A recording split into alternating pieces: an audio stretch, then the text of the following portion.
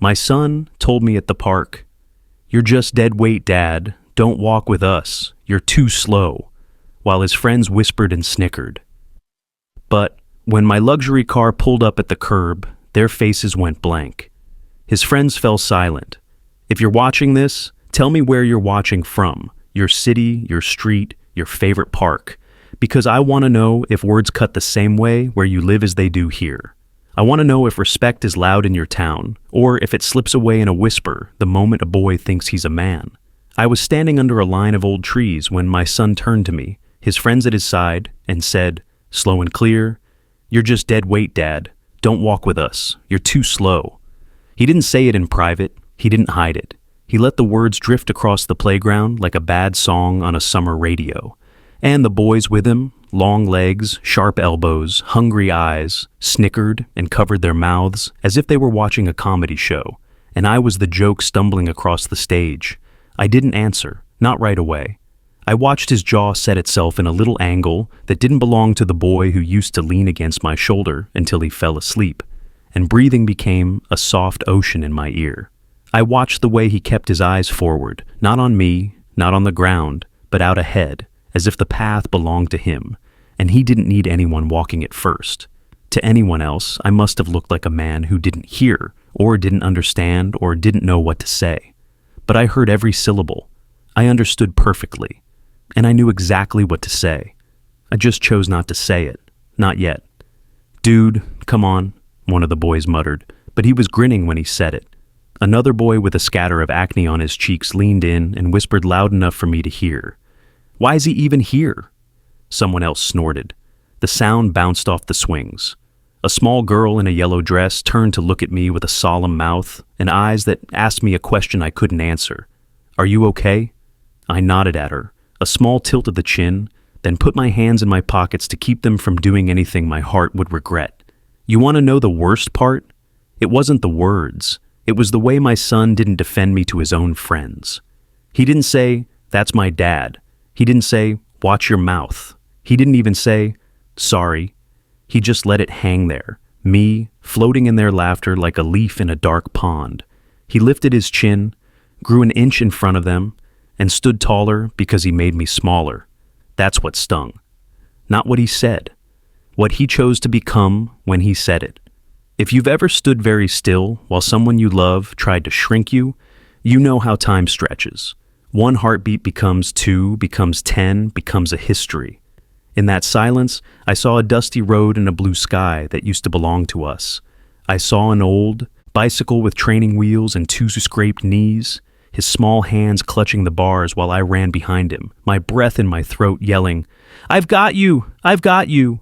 until I let go and he didn't fall. I saw a beach once, cold wind, his mother's scarf whipping around her face as she held him against her coat.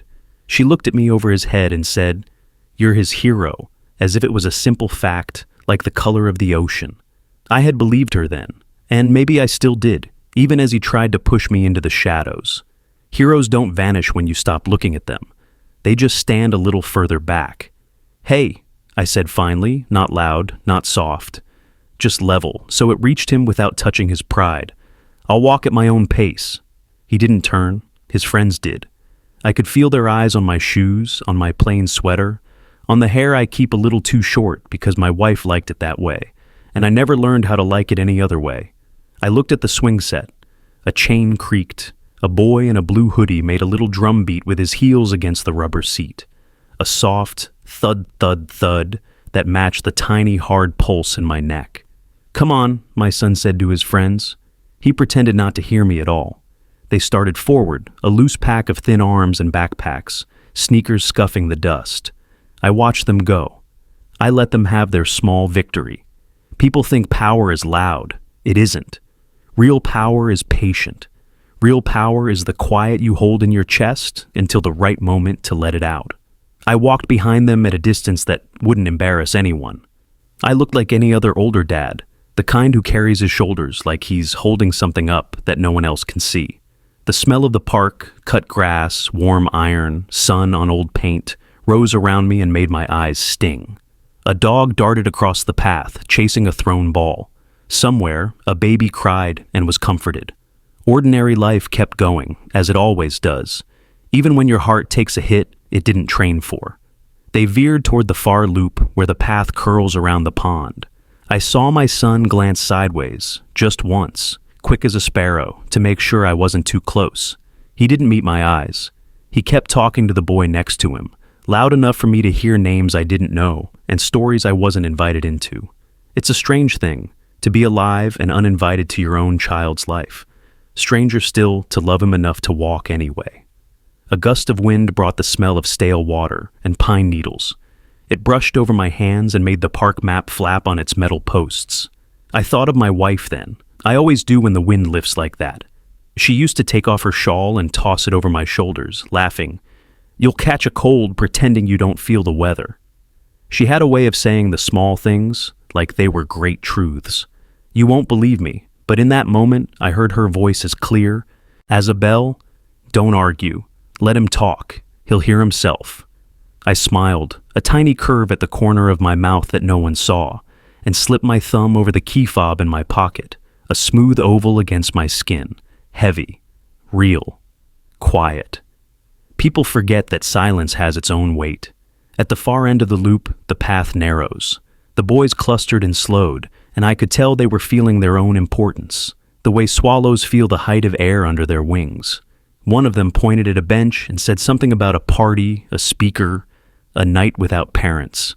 There was laughter, the kind that checks the edges to see if it's safe to be cruel. Someone snuck another glance at me, a quick little dart of the eye that wanted permission to keep being small. I didn't give it. I put my hands behind my back and kept walking as if I had all the time in the world. "Yo," the acne-cheeked boy said to my son, making his voice too deep, too adult. "Is he always, around?" He didn't say it to be curious. He said it to throw another stone in the water and watch the ripples reach me. My son rolled his shoulders like a boxer warming up, trying on a man's body in a boy's frame. "He's just there," he said, and the way he said just made it sound like dirt. "He can't keep up." I saw the quick light in his eyes when the boys chuckled. Approval is a drug, and he'd found a vein. I wish I could tell you I didn't feel it. I did. It hurt. If you're watching this from some place that smells like your childhood, maybe your own mother's kitchen or your father's old car, then you know what memory does when you get hurt. It opens a door at the end of a hallway and shows you a room you didn't expect to see. Mine opened to a night of rain and cheap coffee in a hospital lobby, when my wife looked up at me and the nurse with the tired eyes said there wasn't anything else to do.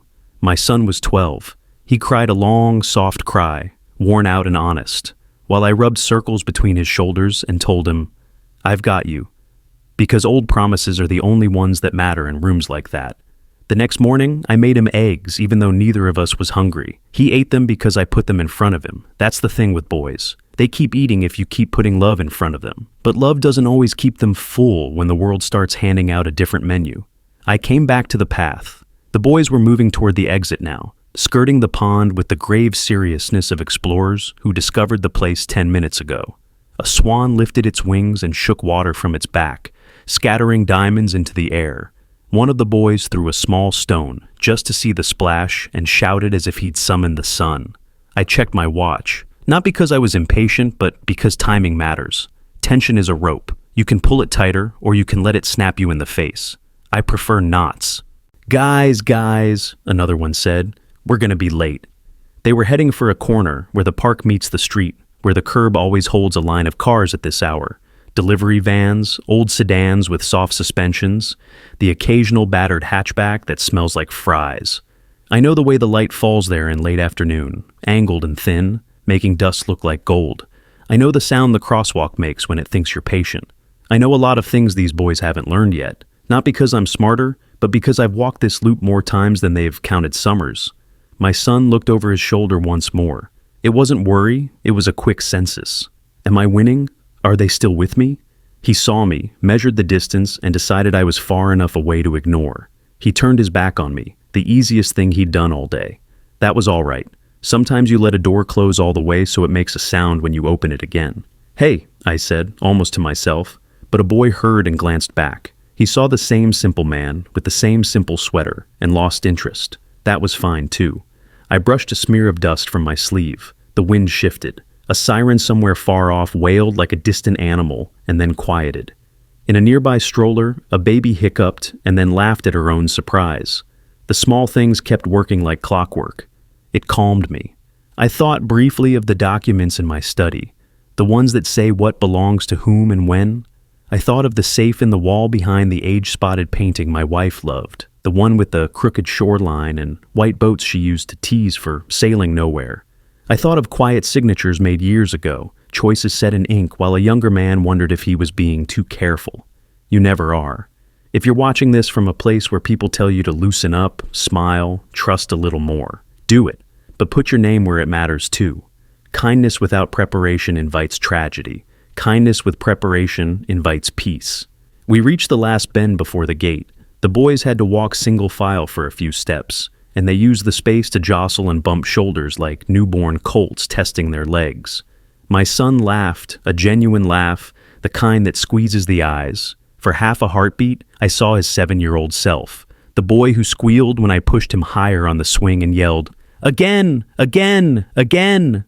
My chest warmed. Then he looked back at me, and the warmth cooled like a stove switched off. "Don't," he mouthed, the shape of the word hard and flat. "Don't what? Don't exist? Don't remind him he comes from me? Don't make him share the air?" My lips didn't move, but inside my mouth I tasted a word I don't like to say to him. Enough. We stepped out of the shade. The path widened. The curb waited, a clean line of concrete where the park ends and the city starts speaking louder. A cyclist zipped past with a buzz of tires and a flash of red light. The traffic lull broke and cars started rolling by. A slow parade of dented pride and tired engines. The boys stood at the edge, their voices lower now, eyes on the contest of who could look the most unfazed by the rush of metal. My son raised his chin again. I saw the boy he wants to be, certain, admired, taller than the man beside him. I let the sight pass through me like a knife through water. No blood, no mark. If you're watching from a place where you've ever swallowed your pride because you loved someone more than you loved winning, you know what happens next inside your chest. There's a settling, a decision made of quiet parts, breath, bone, patience. I slipped my hand into my pocket, felt the smooth fob again, the tiny relief of a button I would not press yet. I didn't need to. The timing was already set, the same way the sun decides when to lean into evening. I turned my head and looked down the street, past the food truck that sells fries too salty for cents, past the bus stop where two teenagers pressed their shoulders together the way hope does in spring, and I saw the corner where a familiar shape would appear when it was ready. "Let's go," my son said, stepping off the curb when the light flashed white. His friends followed him, eager, a little careless. I waited, not because I couldn't keep up, but because I had learned the difference between rushing and arriving. I caught the next walk signal and crossed after them, my feet sure on the painted lines. The driver in the third car in the line glanced at me and then looked again, an almost smile twitching at his mouth like a memory he couldn't place. I nodded at him out of habit. He nodded back, because manners survive even in traffic. On the far side, the boys gathered again in a loose knot and checked their phones, which is to say they checked themselves in the mirrors the world now keeps in its pocket. My son laughed at something glowing in his palm. He didn't look up. He didn't look around. He didn't look behind him. He didn't have to. He thought the scene was set, the characters positioned, the day ready to end with him taller than when it started. I watched the light on his cheekbones. I watched the way his hand closed around the phone like a fist around a prize. Behind me, the crosswalk clicked through its cycle. The park gate sighed on its hinge. The wind brought another thin, cool ribbon of air and lifted the edges of the world. I let out a breath I didn't know I'd been holding and thought of my wife once more. She would have tucked her arm through mine and said, "Let him walk ahead for a while. The road circles back." She was always right about the simple things, and the simple things are the only ones that never change. I touched my wedding band, plain metal that still warms when I think her name, and for a moment the noise of the city softened, and I heard only the memory of her, laughter in our kitchen as she burned toast and swore she meant to. "For the crunch!" "Yo!"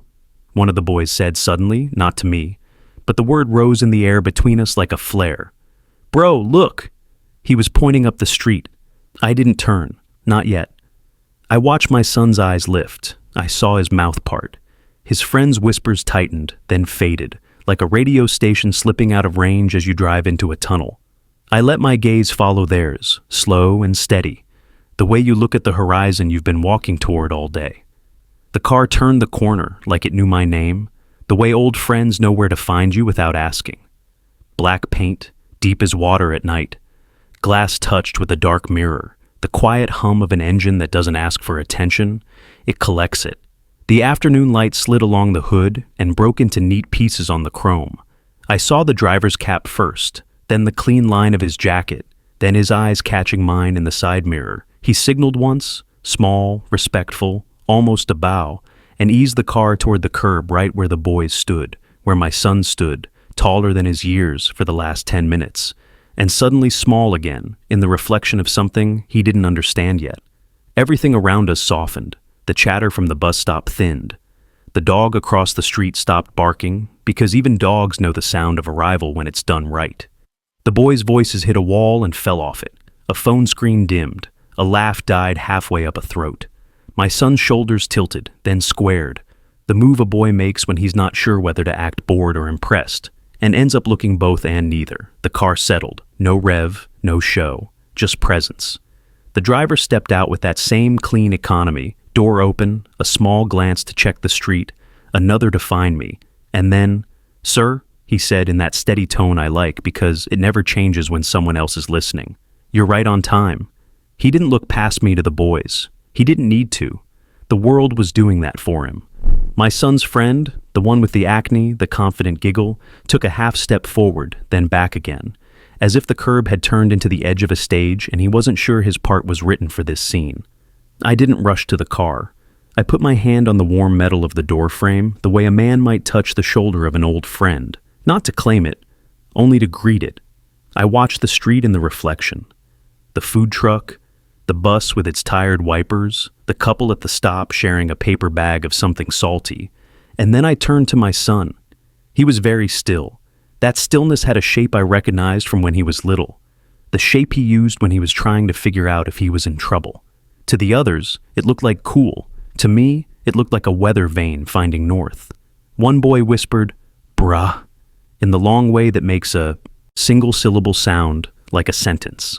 Another breathed, "No way," which is what people say when the world betrays the size they gave it in their heads.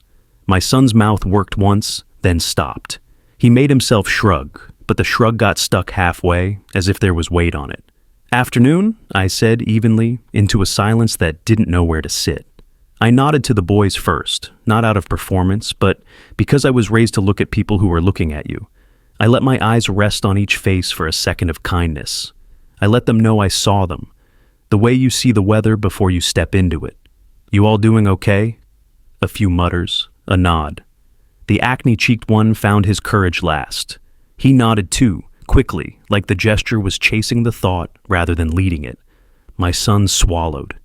I heard it because the world held its breath with me. Is that your car?"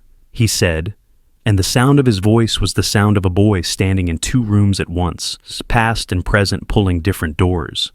He tried to put boredom into the spaces between the words. It didn't fit. I looked at the car as if I was seeing it new. A dragonfly nicked the sunlight above the hood. I traced the faint curve where the designer decided beauty lived. My hand was steady on the door. "It's the one picking me up," I said. It wasn't a boast. It wasn't a trick. It was a simple truth told in a flat tone, which is a tone that doesn't apologize. The driver looked down the street, unhurried, giving us a moment that felt like a room with a window open.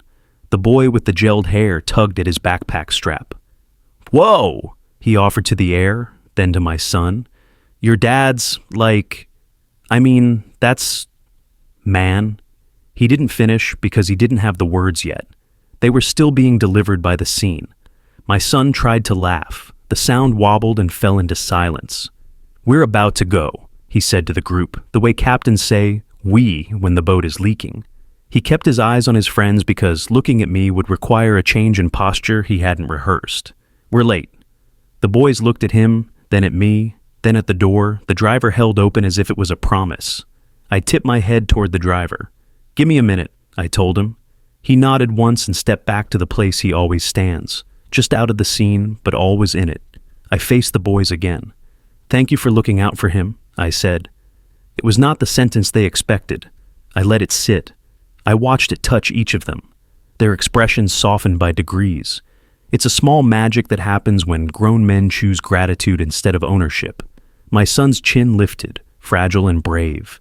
He was trying to rescue his moment with the least damage. He was his mother's child in that, always building a bridge even when he set a fire. "We were just walking," he said, honest enough to be true, small enough to hide, behind. He flicked a glance at me that asked me to play along and also dared me not to.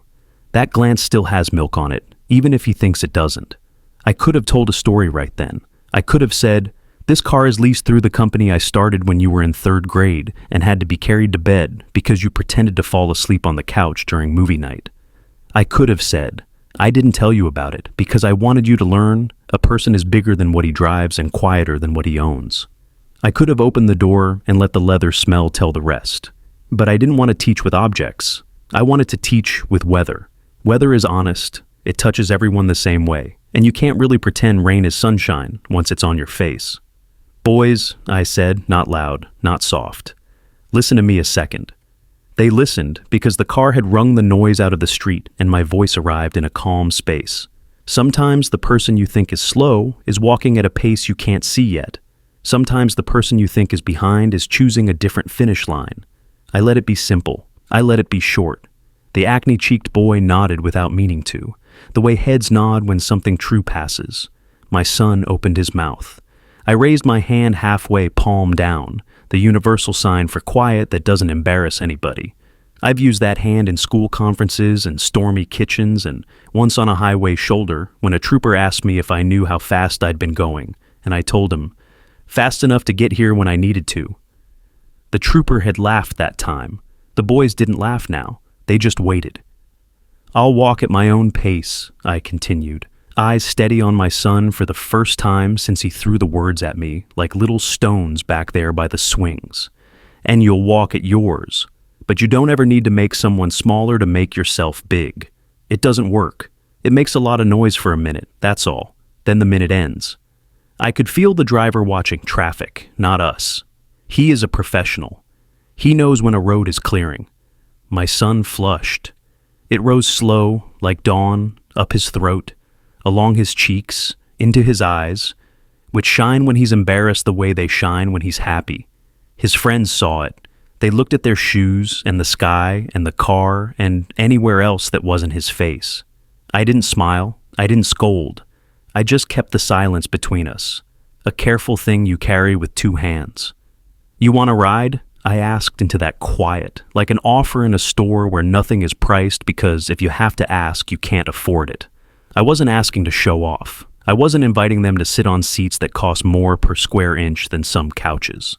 I was asking because kindness is a habit and habits good or bad.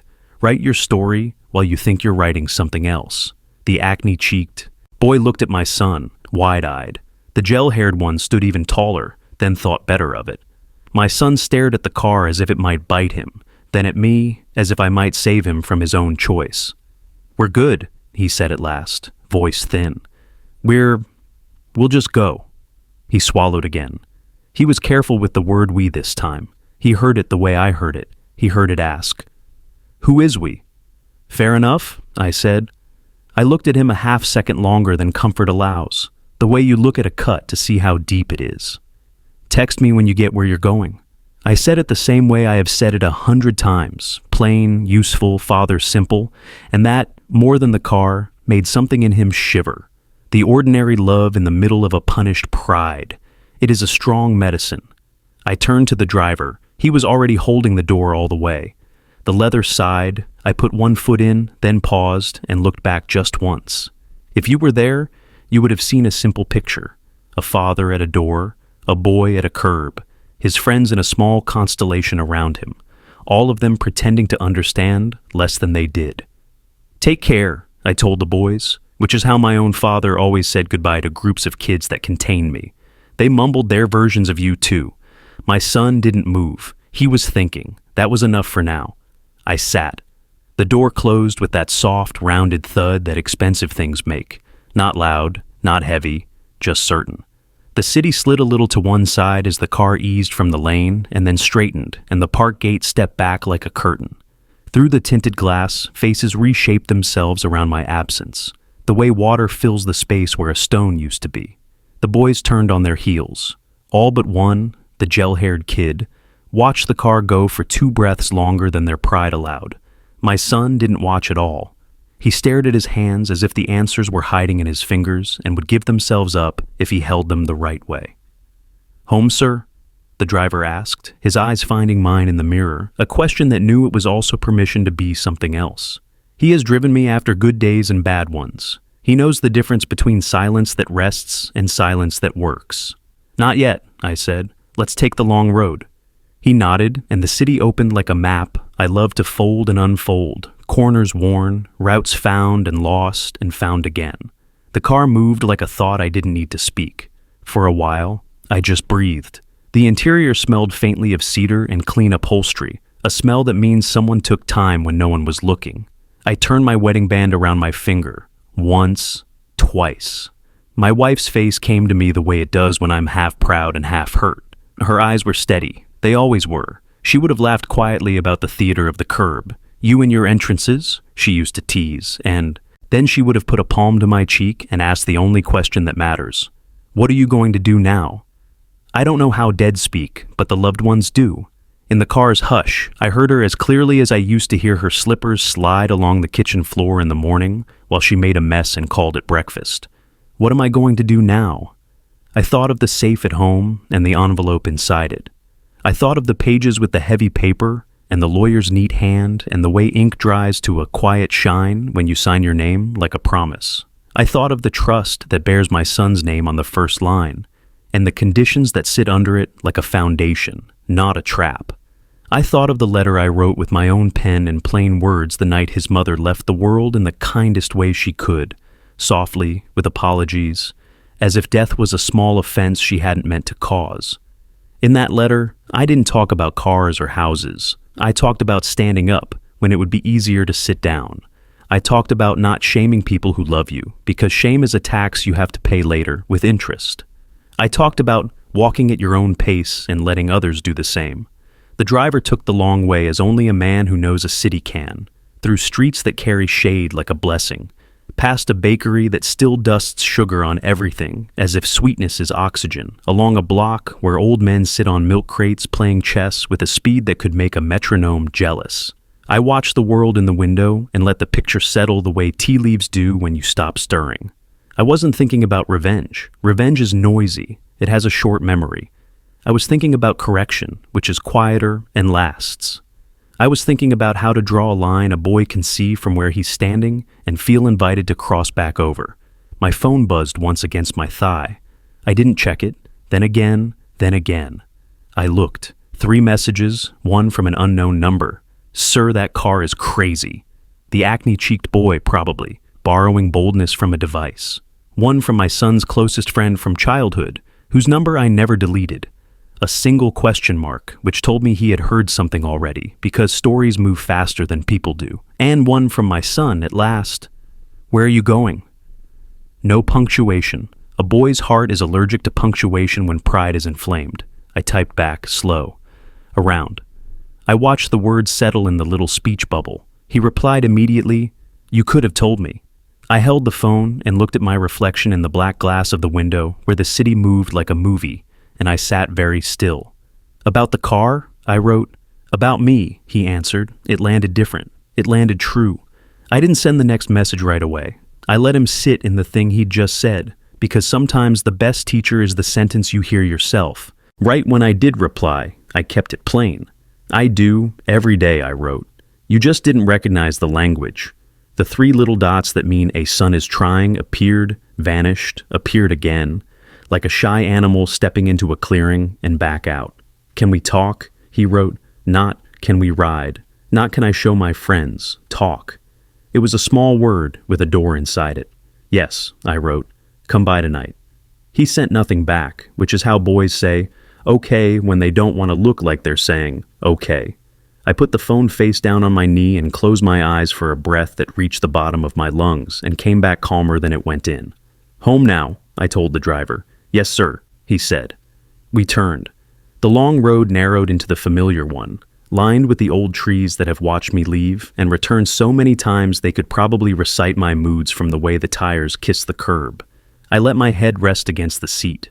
Outside, sunlight stitched itself into the leaves, and the city made its ordinary gold from ordinary dust. Inside, the engine's soft murmur made a steady line I could walk on in my mind without looking down. As we neared the house, I touched the key fob again, a habit now, nothing more, and felt its small, certain weight. People will tell you power is what shows up at the curb. Sometimes it is. Mostly it's what you do with the door once it opens and who you invite in when it does. The gate recognized us and slipped aside with its quiet motor song. The car rolled up the drive like returning water. I caught my reflection in the glass and, for a second, I saw the boy I used to be when I thought my father's hands were bigger than the world. I wondered if my son would ever see me that way again, or if something else, something steadier, might grow in its place. We stopped under the shade that falls at this hour exactly across the front steps. The driver stepped out, circled, opened the door without ceremony. I stood, the air cooler here, a different smell, the smell of home that no candle can fake. "Thank you," I said. "Same time tomorrow?" he asked, which is our ritual for asking whether the world will keep turning. "We'll see," I told him, and he nodded like a man who has learned to live with mysteries, the way all good drivers do. Inside, the hallway kept the day's warmth, the way bread keeps in ovens. I paused by the picture on the wall, the crooked shoreline, the white boat sailing nowhere, and ran a thumb along the rough edge of the frame. "You should have seen his face," I told my wife softly, and felt foolish because wood doesn't answer, and then felt better because love sometimes does, even when you can't hear it. The safe behind that picture waited, not a threat, not a trap, a promise in ink that said, "Love refuses to teach with humiliation when it can teach with truth." I closed my eyes and listened to the house breathe. In the distance, thin as thread, my phone vibrated once more on the hall table. I didn't rush to it. The message would wait. Boys think everything is a now. Fathers learn the long clock. I turned toward the study, toward the desk where letters are written and opened, toward the window where late light lays itself down like an old dog. Somewhere in the city, a group of boys would be replaying the afternoon with the edits that make pride survivable. Somewhere closer, my son would be rewriting his day sentence by sentence until he could bear to read it aloud. And me? I loosened my tie, set my keys down where I always set them, and let the quiet of the room fill the space inside my chest where anger had wanted to live. Not today. Not in this house. There are better tools than anger for building a man. There are better instruments than humiliation for tuning a boy's ear to the music of respect. There are better endings than the easy ones, the ones you can buy with paint and glass and leather. I was thinking of those endings now, and of the old promise I made in a hospital lobby that still smelled like rain. I've got you, even when you don't like how that feels. I've got you, but I won't carry you if you ask me to drop someone else to make room. I've got you, and I will teach you how to walk. I stood in the study with the window cracked an inch so the night could breathe in. House sounds shifted into evening sounds, pipes settling, a clock in the hall taking careful steps, the neighbor's gate clicking as someone came home late. I set 2 cups on the desk and waited for the kettle to give the soft, restless murmur before it sings. The painting watched me with its crooked shoreline and little white boats. My wife used to say they looked impatient, like they wanted the wind to be a little kinder. I touched the frame once, like a promise, then let my hand fall. The phone on the hall table buzzed, stopped, buzzed again. I didn't go to it. He knew the door code. He knew where I was. Some things a boy has to do himself. Cross a room, open a door, choose a chair. The key turned at last. A sound I've heard since we moved in, altered now by the way his hand is bigger, the way he doesn't shove the door open like he used to. He stood in the doorway of the study, backlit by the hall light, a taller shape than the shadow I still keep of him in my mind. His shoes made no sound on the rug. He smelled like outside, dust and soda and air that had been near a basketball court. He didn't come in right away. His eyes looked at everything except my face.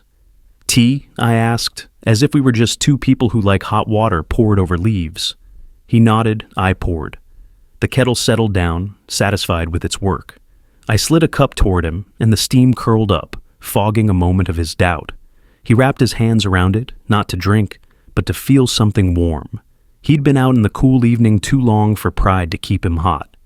"You could have told me," he said again, but the sentence came out smaller here, where the walls know our voices.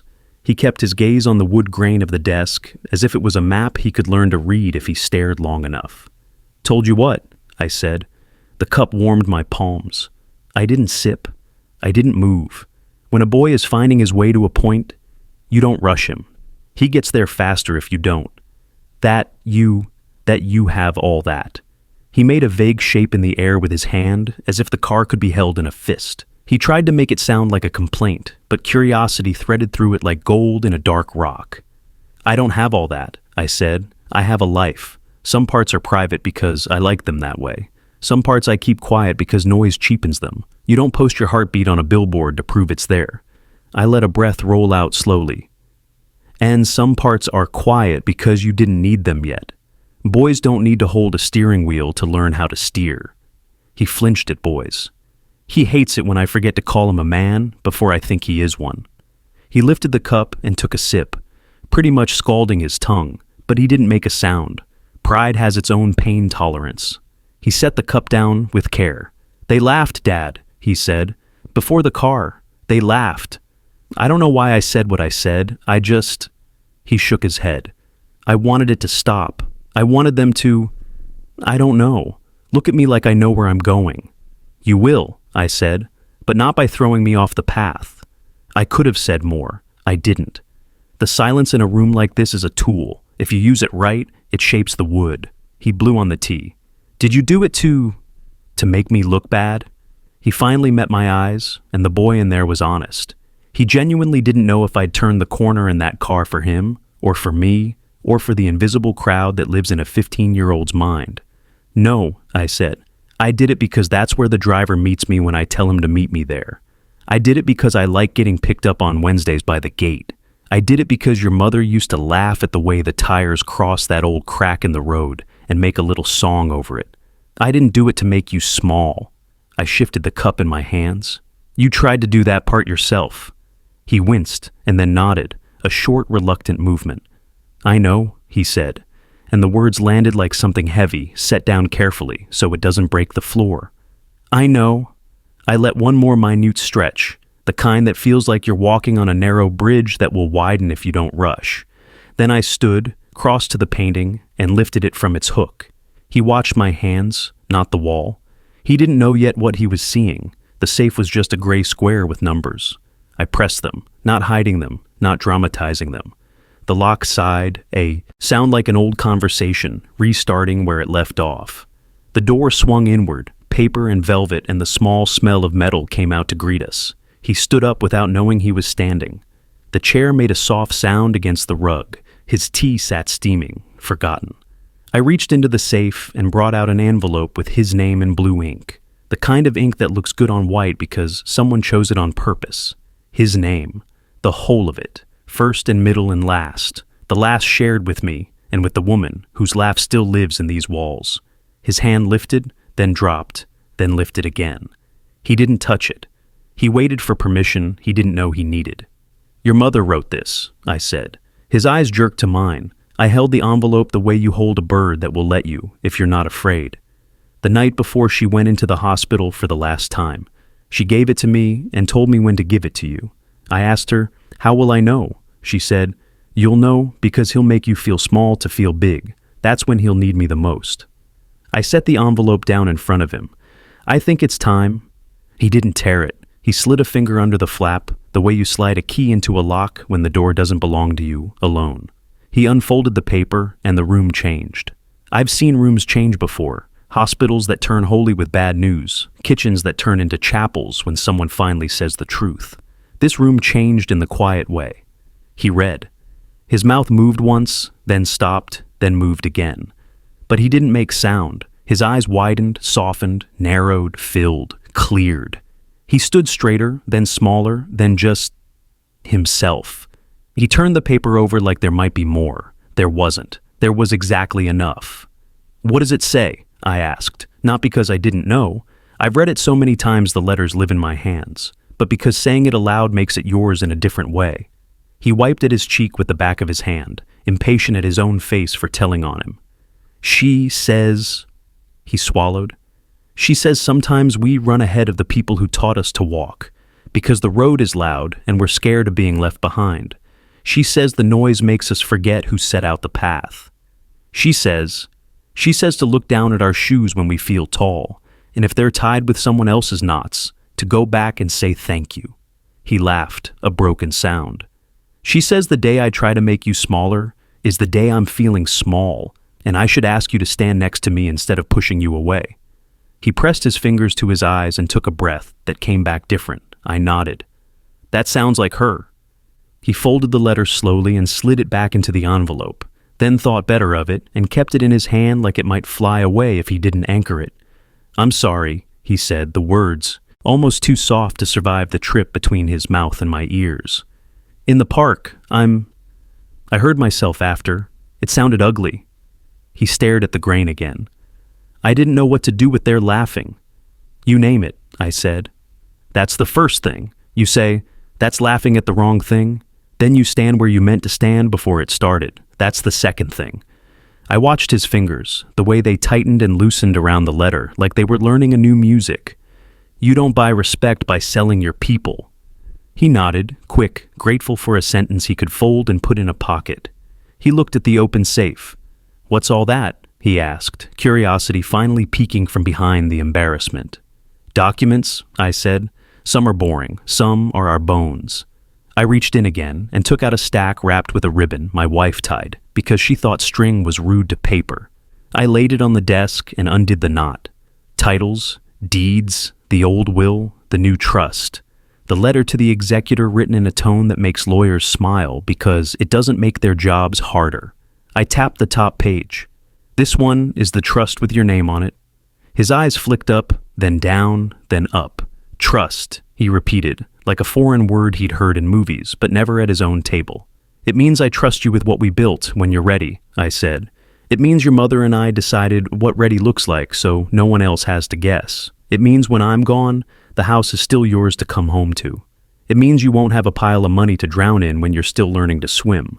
You'll have a river that flows if you keep the bank clean. I watched his chest rise and fall. It means you don't need to hurry to be a man with things. You need to hurry to be a man with a spine. He made a face, half smile, half defense. What does ready look like? He asked it with a dare in it, but also with an open door. Simple things, I said. Finish school, choose work that doesn't make you ashamed to tell your grandmother if she were still alive. Apologize when you're wrong without adding a but. Spend some time giving more than you take. Real things, not performative things. 200 hours in a place where people's lives are harder than yours. Learn how to talk to a man who pushes a broom the same way you talk to a man who signs your paycheck. Learn how to hear no and keep your dignity. And one more. I rested my finger on the page. Don't make small the people who carried you when you were small. He shifted. The letter crinkled in his hand. That last one, did I mess it up already? You messed up today, I said. Not the rest. I slid him a pen. He looked at it, confused. Write today down, I told him. Just the sentence. I made my father small to feel big. Date it. Then, write the sentence you want tomorrow to be. Put it in the envelope with your mother's letter. People think memory saves us. It doesn't. Practice does. He stared at me for a long beat, then took the pen. The scratch of it on the paper was a quiet, right sound. He wrote slow, careful. He dated it. He added the second sentence, the one reaching forward. He read it aloud so it couldn't run. Tomorrow I will walk next to him. He blinked hard. It sounds corny. It sounds like a direction, I said. Corny keeps houses standing. I took a breath. There's one more thing. He looked up, wary and willing at the same time. What? Tomorrow morning, we go back to the park, I said. You and me. We talk to Mr. Alvarez, the groundskeeper. We pick up the trash some kids left near the pond. We sweep the path under the swings. We say hello to the old men who play chess by the gate. We let them tell us who is winning, even though no one ever wins there. They just keep playing. We help where hands are needed. Then we go by your school and drop something off. I watched understanding try to grow in his face. It needed water. What are we dropping off? He asked. Equipment, I said. For the team. New balls, new nets, a machine that throws the ball back so a boy who wants to stop being a boy can learn to listen to the rhythm of his own hands. I paused. It arrives tomorrow because I ordered it last week. I put your mother's name on the invoice. The school will put a little brass plate on the box.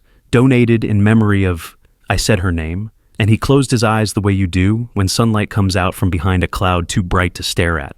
He opened them. You did all that? Yes, I said. Because I like quiet gifts. Tomorrow's just the day they show up. I let the next sentence find its weight. I'd like you to carry the first box in. I'd like your friends to see you do it. Not because they need to think you're rich, because they need to see you lift. He let out a shaky breath. They're going to talk, Dad. They always do, I said.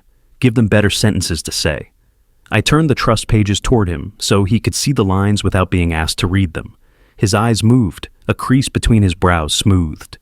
These conditions, I said, tapping, they're not punishments, they're guardrails. They keep you from rolling into a ditch when a crowd laughs at the wrong thing. He nodded. He put his hand on the table, palm down, like he wanted to feel the wood that holds up our meals, our elbows, our weary heads. Can I ask you something? He said. Anything. What if I mess up again? He didn't look at me when he asked. He looked at the space where the floor meets the wall, the tidy line you never notice until you think about leaving. Then you fix it again, I said. As many times as it takes. You're not a failure when you fall. You're a failure when you pretend gravity is someone else's fault. I waited. He nodded slowly, absorbing that in pieces, like bread dipped in broth. He lifted his phone from his pocket and winced at the screen. They posted a clip, he said in a low voice. At the park, what I said. You can't see your face, but you can hear my voice. The comments are, there's a lot. I held out my hand. He didn't give me the phone. He gave me his eyes, which is better. Write one comment, I said. Only one. I spoke wrong. I was trying to be big. I was small. I'm learning. Then stop. Don't argue. Don't answer. Don't scroll, looking for pain you didn't ask for. He swallowed. He typed. He showed me. It was clumsy and clean. He hit send. The little whoosh sounded like a broom sweeping a step. He tucked the phone away and looked at the open safe again. Will I ever drive that car? He asked it like a joke without teeth, but it had a little hope in it. When you learn to arrive without needing an entrance, I said. He laughed then, the first honest one of the night, a short burst that sounded like his mother's in its first note. He touched the letter again and slid it into his hoodie pocket, close to the place his heart beats even when he forgets to notice it. We closed the safe together. He took one side of the painting and I took the other, and we lifted it back into place with the practice of people who hang the same picture after moving houses. We stood, shoulder to shoulder, not touching, but next to. He looked at the boats sailing nowhere and said, They look like they're waiting. I said, They always were. He picked up his tea and grimaced when he remembered it was cold. Can I? He cleared his throat. It's hard for him to ask. Can I sleep here tonight? In my room? As if his room might have packed its bags while he was out. It's your room, I said. It will be your room when you live across town and only come by to borrow a ladder. It will be your room when you bring someone by and try to make the trophies look like you've always been this person. It will be your room when you stand in the doorway the way you stood tonight and wonder if you can step back into a thing you stepped out of.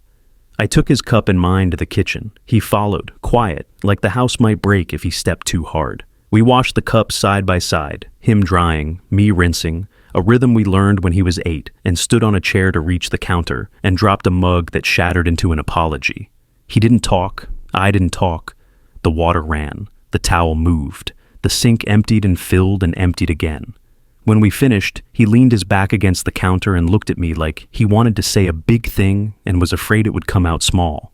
Dad, he said. Yes? Thanks for not... You know... He waved a hand, meaning yelling, meaning speeches, meaning all the heavy things fathers sometimes throw when they think its weight will make a bridge hold. I learned from you, I said. He frowned, puzzled. When you were little, you used to climb up on the back of the couch and announce you were going to fly. I didn't grab you every time. I opened my hands under you and stood close. You'd jump anyway, and you'd land, and sometimes you'd cry, and sometimes you'd laugh. Tonight you climbed up again. I stood close. He nodded, eyes wet and stubborn. He rubbed his sleeve across them, annoyed with biology. "See you in the morning," he said, like a truce signed in pencil that would be inked later. He headed for the hall, then stopped, turned, walked back, and put his arms around me in a quick, hard circle, like a belt keeping something in place. He let go just as quickly and fled before either of us had to say a word that would make the hug heavier than it needs to be. I stood alone a moment longer in the kitchen with the damp towel and the smell of soap. Through the window, the night kept its soft watch. I turned off the light. The house shifted into sleep. Upstairs, a door clicked. A drawer slid. A boy turned over in a bed that holds him through storms of all sizes.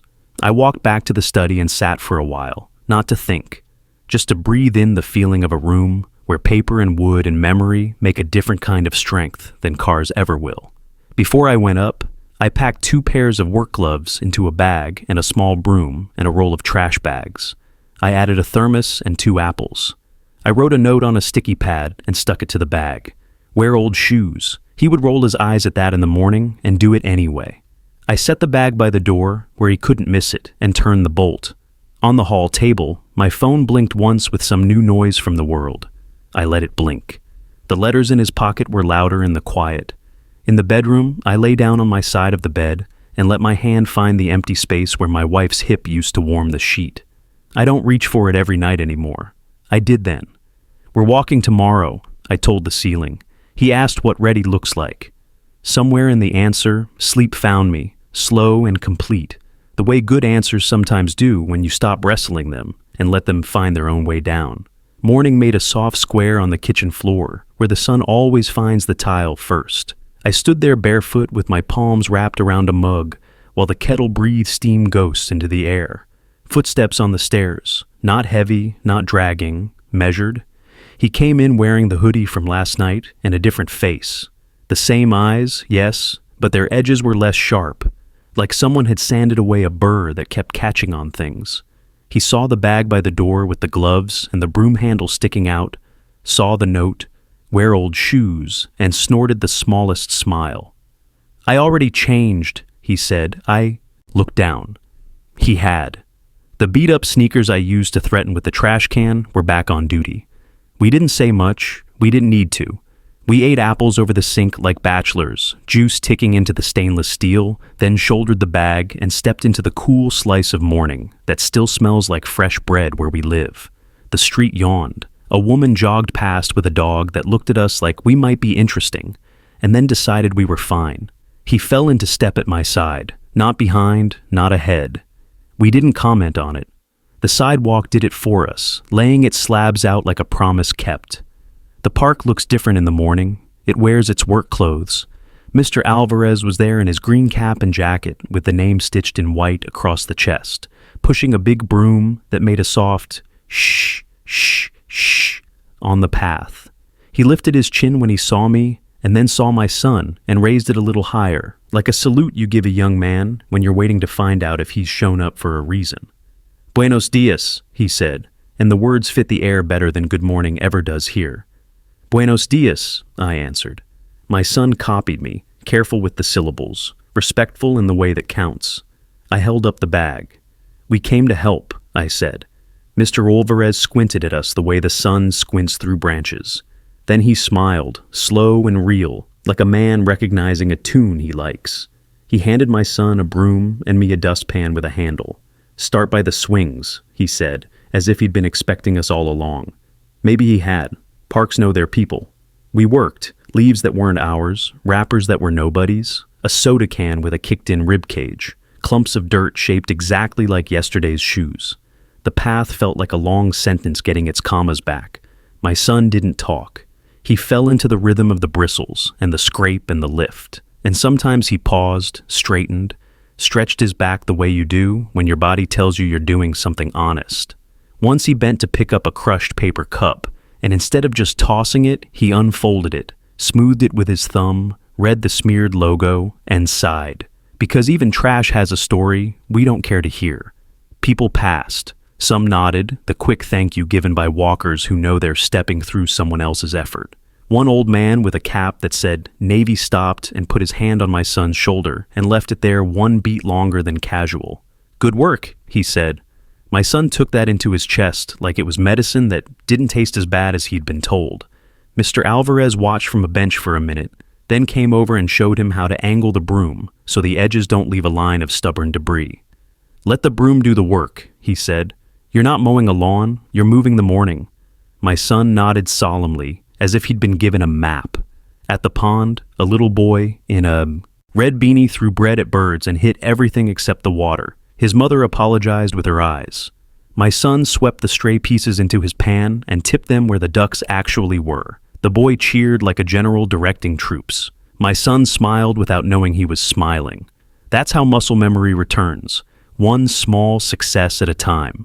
When we reached the bench near the gate, the bench I remember from nights my wife and I sat with steaming cups watching our kid discover gravity, my son stopped. He put the broom down, turned to the chess tables where 2 old men leaned over their pieces and said, "Who's winning?" The men laughed. "Same as yesterday," one said. "No one." "Everyone," the other added. My son watched a move, nodded as if he understood more than he did, and wished them good luck, because sometimes that's what you say when you're learning to say better things. We filled 2 bags with the park's tiredness. Mr. Alvarez tied the knots with quick, practiced hands. "Gracias," he said to my son, not to me, though he gave me a look that said the thanks had roots. My son stood a little taller, not the hungry tall from yesterday, but the kind that comes from inside the bones. The sun climbed up a branch and sat there for a while, resting. I checked my watch. "Ready?" I asked. He glanced at the gate, at the path we'd made bright again, at Mr. Alvarez, then back at me. "Yeah," he said. "Let's go." We walked to the school carrying 2 boxes each, the cardboard soft at the edges from the weight of new things. The custodian held the door with his hip and smiled when he saw the labels. Coach met us in the gym, that big echoing room where sound turns into neighbors with too much gossip. He clapped once, loud, and the echo clapped back. "Is this it?" he asked, and when we opened the first box and the net spilled out white as fresh laundry. He whistled low. "That's it," he said to the ceiling, which is where coaches talk when they're grateful because they don't want to cry in front of kids. A few boys were shooting around before class. They stopped one by one the way dominoes fall, interest knocking interest. My son saw 2 faces he'd been with at the park, the gel-haired kid, the acne-cheeked one. Their eyes went wide, then careful, then unsure where to land. They looked at me, then at him, then at the boxes, then at the little brass plate on the machine that said, "Donated in memory of her name," and all the angles of whatever game they were playing melted into something warmer. Coach asked for a hand assembling the return machine. My son stepped forward without looking to see if anyone else would, and the 2 boys drifted up beside him because gravity is a thing between friends too. They held this and that, tightened bolts with the wrong end of the wrench until Coach laughed and showed them the right way. When it hummed alive the first time and sent a ball back clean as a yes, my son caught it without flinching. He passed to his friend, who passed to the acne-cheeked kid, who passed back, and for a moment, the 3 of them made a simple triangle between their hands that looked like trust, even if none of them would have put that word to it. The principal came down, reading glasses halfway down her nose, and shook my hand and my son's hand, and then stood for a second with her fingers on the brass plate. "She was kind," she said softly, and I nodded because some sentences carry their own proof. She turned to the boys. "This is what it looks like to take care of where you are," she told them. "Not on the internet. Here. Now." The acne-cheeked boy swallowed hard. The gel-haired one stared at his shoes. My son looked at me, and I didn't do anything with my face. I just stood where he could find me. Then my son did a thing I wasn't expecting. He turned to the 2 boys and to the few others who had gathered, 2 girls with clipboards, a kid from the soccer team tying his shoelace into a knot. And he said, not loud, not soft, "Yesterday I said something ugly at the park. It was about my dad. It was wrong. This morning we came to clean. These boxes are for us, not for me. For us. My mom's name is on it because she taught me not to be a clown when the crowd is laughing." I forgot for a minute. "I'm remembering now." He didn't look at me when he said it, but I didn't need him to. I heard my wife's hands clap in some invisible kitchen. The gel-haired kid made a noise like a small dog might make when it wants to be brave. "We laughed," he said, and it sounded like he was confessing to stealing a car instead of a cheap moment. I laughed. "I'm sorry too." The acne-cheeked boy nodded, eyes shiny. "I posted that clip," he blurted. "I took it down last night. I couldn't sleep." He looked at my son like he wanted to hug him and also wanted to disappear. My son swallowed and nodded back. "We'll post a new one," he said. "Us carrying these boxes in. Tag the school, not me. Tag coach. Tag Mr. Alvarez if we can find him." He looked at me for permission to be that publicly simple. I nodded once. We took a picture by the machine because that's how kids put stakes in the ground now. I stood back as the boys figured out where to stand so no one looked shorter. The principal insisted I step in just for one. I did. The camera clicked. My wife's name shone in the fluorescent light like it didn't mind it. I sent a copy to my son and a copy to myself and one to a number I still keep that never answers. For later, I told the air. On the walk home, the day was brighter than it had any right to be. In the park, Mr. Alvarez had already moved down the path, leaving a trail of clean behind him, like a boat leaves water reordered. We found one last wrapper under a bench and picked it up, not because it made a difference, but because it always does. Near the gate, the Navy cap man waved us over and dealt us into a game we didn't know how to play. We lost, of course. We laughed anyway. My son asked a rule question. The old men argued good-naturedly and taught him 2 ways to be right at once. When we finally stepped onto the sidewalk again, my son slipped his arm through mine, the way he did when he was 5 and tired but didn't want to admit it. He let go quick, embarrassed by his own muscle memory, but I felt it for 10 steps after. At home, he hovered at the study door, uncertain whether to go in or to walk past the place where last night's version of him still stood like a ghost. I set my keys down on the table with that tiny chime keys make when they have nothing to unlock and turned to him. "Hungry?" I asked. "Starving," he said, and it sounded like a beginning. We made eggs and burned the first round because we were talking about how the return machine's speed can be adjusted and how Mr. Alvarez got his job and how many pieces a chess set has. We ate the second batch with too much hot sauce and pretended it was on purpose.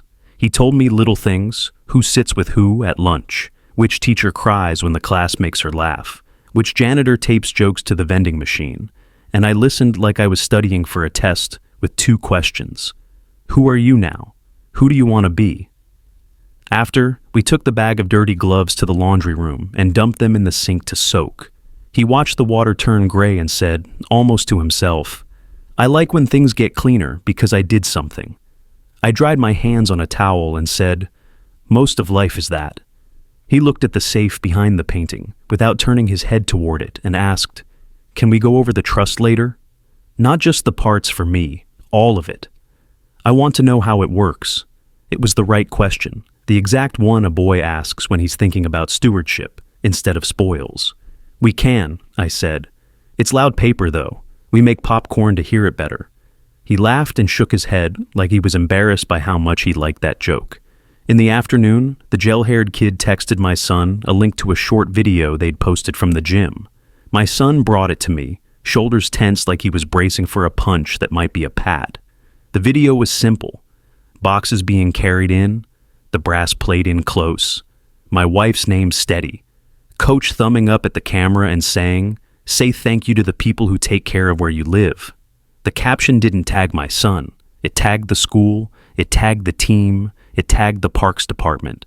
The comments that started to collect were boring in the best way. Heart emojis, a line of claps, a kid from another school saying they wish they had a machine like that. The acne-cheeked boy's profile had quietly removed anything that fed on the old clip. He had pinned the new one instead. "Feels better," my son said. "Feels like a sweater that fits." Later, when the light leaned across the floor the way it does when it's thinking about leaving, we walked back to the park one more time to bring Mr. Alvarez a thermos of coffee and a proper sandwich. He pretended he didn't need them, and then took them with both hands. "You come when?" he asked, pointing at my son with his chin. "Tomorrow?" My son looked at me and then back at him. "Saturday," he said. "I have a game tomorrow, but Saturday I can come for 2 hours." Mr. Alvarez nodded approval like a judge handing down a sentence everyone could live with. Bring more bags, he said. My son grinned. I will. On the way out, we paused by the bench near the gate and sat for a minute because sitting on that bench has always been a way to take stock. The trees made old carpenter noises in the wind. A kid zipped past on a scooter like he'd borrowed speed from a god. My son stared at his hands. You're not slow, he said without looking up. You walk like you know where you're going. I let that sentence land. It found a home and made a light there. He pulled his mother's letter from his hoodie pocket and folded it open and closed like a pilgrim with a map. I'm going to keep this with me, he said. If that's okay. It's yours, I said. It always was. It just had to find you. He nodded. We stood. We stepped into the small parade of ordinary people living ordinary hours. And the park tilted us toward the street where the day keeps being itself. At the curb, a car rolled by that wasn't mine and didn't need to be. The driver wore no cap, no chrome winked. It just moved along, carrying someone else's afternoon, like a bowl you don't spill when you've learned how to balance. My son looked at me and smiled the kind of smile you make when you're not trying to be seen. He rubbed his forearm across his eyes because the wind had decided to get sentimental with us, and we pretended to scold it. Back at the house, before we opened the door, he paused. He put his hand on my shoulder, just set it there, no squeeze, no drama, and left it for exactly the amount of time it takes to fix a small, important thing. Thanks, he said simply, not for the car, not for the boxes, for the way the day had been arranged around a truth that didn't need a microphone. You're welcome, I said, because that is a complete sentence, and because sometimes there's nothing else to add. If you've walked with us this far, tell me where you're walking from. Tell me the street you learned your pace on, and the voice that taught you not to get loud when you could get steady. If this landed anywhere near a place you recognize, your kitchen, your park, the old bench by your own gate, do me a favor like this. Share it with someone who needs to remember how to walk. Drop a comment with the city you're in and the lesson you carry, and subscribe if you want more stories told in a voice that doesn't shout but still reaches you. Your voice matters here. Add it to ours.